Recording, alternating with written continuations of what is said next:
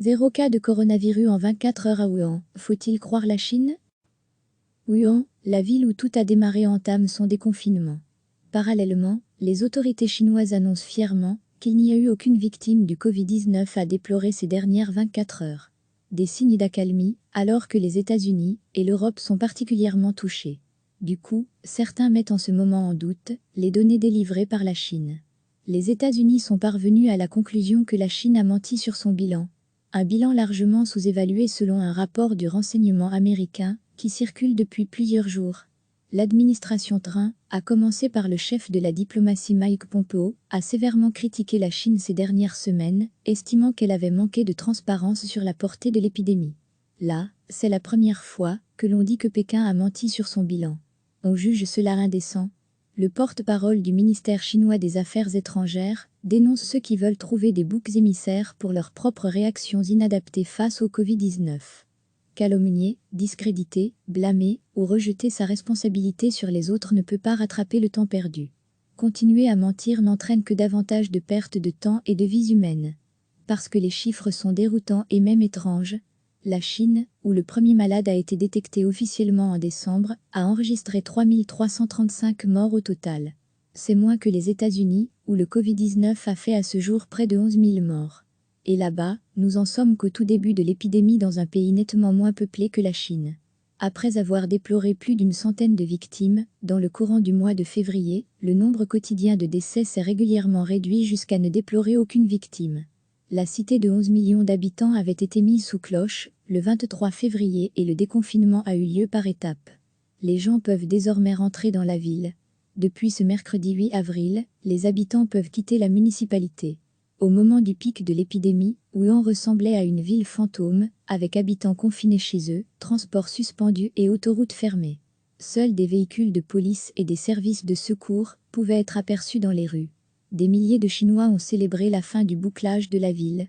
Des dizaines de milliers de passagers se sont rués dans les gares de Wuhan. Selon les autorités ferroviaires, les ventes de billets indiquaient que 55 000 personnes devaient embarquer mercredi dans des trains au départ de la ville. L'aéroport local a lui aussi recommencé à accueillir des passagers. Plus de 10 000 voyageurs ont quitté la ville par avion.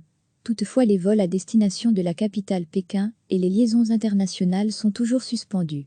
Signe que le quotidien n'a pas encore totalement repris ses droits. D'imposantes barrières de plastique jaune ou bleu restent dressées le long des rues. Ces palissades sont érigées pour limiter le nombre de personnes dans les rues. Il est toujours recommandé aux habitants de Wuhan de ne pas sortir de leur quartier, de la ville et de la province, si cela n'est pas nécessaire. Les habitants doivent disposer de documents adéquats pour se déplacer. Les personnes se rendant à Pékin devront subir 2 cycles de dépistage du nouveau coronavirus. La deuxième économie mondiale a levé ses mesures de confinement et relance son activité économique. Mais le quotidien des Chinois demeure entravé par de lourds contrôles pour prévenir une seconde vague épidémique. Tout n'est pas rose pour autant. On reste vigilant et on craint une nouvelle vague de contamination. De nombreux sites touristiques de Shanghai, qui avaient rouvert mi-mars, ont de nouveau fermé leurs portes. 600 000 habitants d'un comté du centre du pays ont été placés en confinement après la découverte d'un cas de Covid-19. Les autorités s'inquiètent de voir la maladie revenir sur leur sol, en particulier depuis l'étranger. Après 35 nouveaux cas confirmés dits importés, la Chine a fermé temporairement ses frontières à la plupart des étrangers et réduit drastiquement ses vols internationaux la semaine dernière. Toute personne entrant dans le pays se voit, par ailleurs, imposer une quarantaine de 14 jours. La Chine ne polémique pas, elle aide. Que ce soit via le gouvernement ou ses entreprises nationales, la Chine fait des gestes forts, très marketing diront certains. Mais vraiment symboliques, alors que les Italiens ont eu le sentiment d'être lâchés par l'Europe. D'être critiqués par certains pays de l'Union, la Chine, elle, sans se poser de questions, est venue aider. On ne compte plus les livraisons de matériel et de masques en direction de l'Europe, notamment une cargaison de 800 respirateurs arrivés à Liège Airport. C'est de la diplomatie de solidarité. La Chine a vu son activité manufacturière s'effondrer en février, mais a connu en mars un rebond surprise malgré le coronavirus. La Banque mondiale s'alarme désormais d'un risque de croissance zéro pour la deuxième économie mondiale. En janvier, la Banque mondiale tablait encore sur une croissance de 5,9% pour le géant asiatique. Mais si les effets de la pandémie se font ressentir plus longtemps, c'est toute l'économie mondiale qui pourrait être entraînée par cette chute. Recevez chaque matin l'essentiel de l'actualité. Wuhan, la ville où tout a démarré entame son déconfinement. Parallèlement, les autorités chinoises annoncent fièrement qu'il n'y a eu aucune victime du Covid-19 à déplorer ces dernières 24 heures. Des signes d'accalmie, alors que les États-Unis et l'Europe sont particulièrement touchés. Du coup, certains mettent en ce moment en doute les données délivrées par la Chine. Les États-Unis sont parvenus à la conclusion que la Chine a menti sur son bilan. Un bilan largement sous-évalué selon un rapport du renseignement américain qui circule depuis plusieurs jours. L'administration Trump, à commencer par le chef de la diplomatie Mike Pompeo, a sévèrement critiqué la Chine ces dernières semaines, estimant qu'elle avait manqué de transparence sur la portée de l'épidémie. Là, c'est la première fois que l'on dit que Pékin a menti sur son bilan. On juge cela indécent. Le porte-parole du ministère chinois des Affaires étrangères dénonce ceux qui veulent trouver des boucs émissaires pour leurs propres réactions inadaptées face au Covid-19. Calomnier, discréditer, blâmer ou rejeter sa responsabilité sur les autres ne peut pas rattraper le temps perdu. Continuer à mentir n'entraîne que davantage de pertes de temps et de vies humaines.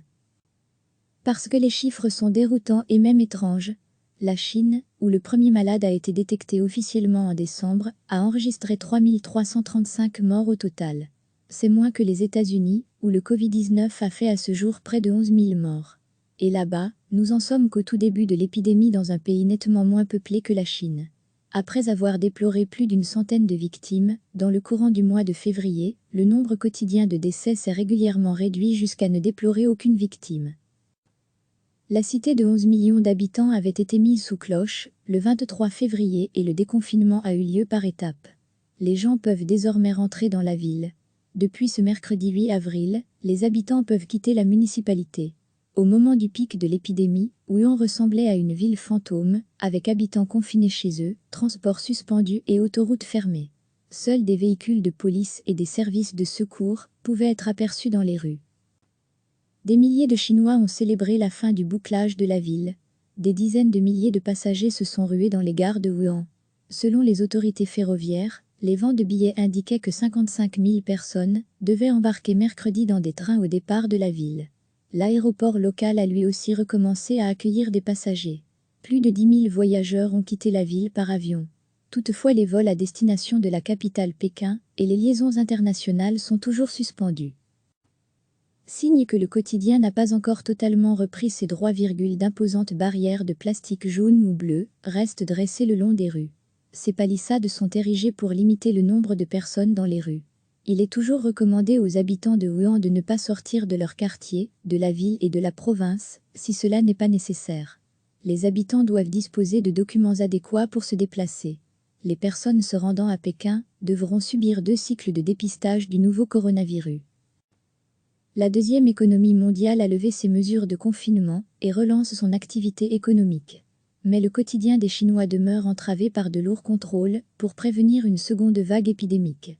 Tout n'est pas rose pour autant. On reste vigilant et on craint une nouvelle vague de contamination. De nombreux sites touristiques de Shanghai, qui avaient rouvert mi-mars, ont de nouveau fermé leurs portes.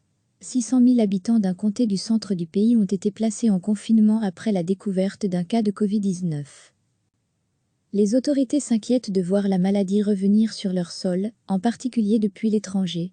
Après 35 nouveaux cas confirmés dits importés, la Chine a fermé temporairement ses frontières à la plupart des étrangers et réduit drastiquement ses vols internationaux la semaine dernière.